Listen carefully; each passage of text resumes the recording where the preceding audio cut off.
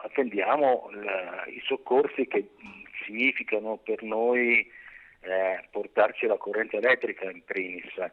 Non temiamo per la nostra vita, non temo per la mia vita, ma per l'attività economica sicuramente. La malga è la sua vita, è venuto a soccorrerla e si è trovato intrappolato. A 1875 metri di altezza, circondato da un muro bianco di neve cresciuto di giorno in giorno. Andreas Quinz da 4 giorni è bloccato nella sua Malgari in bianco a Misurina, da solo e con soltanto un telefono per comunicare e postare su Facebook il diario dell'isolamento.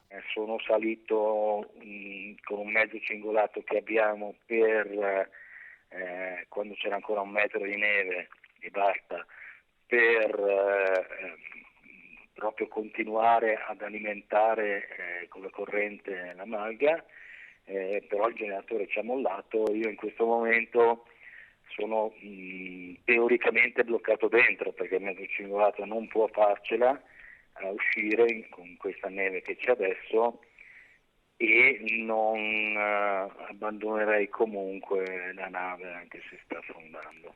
È senza corrente, si scalda con legna e aspetta in costante contatto con le autorità, ma quel muro bianco è un ostacolo enorme. Si è mosso un po' tutto l'apparato diciamo di soccorso, dal comune alla protezione civile ai carabinieri con il soccorso alpino. Noi abbiamo solo bisogno in questo momento che ci aprano strada e ci portino quantomeno un generatore alternativo. Abbiamo adesso dei privati che stanno intervenendo, ci stanno raggiungendo, cominceranno ad operare in giornata e la tempistica purtroppo si spera che per domani mattina di essere raggiungibile, insomma.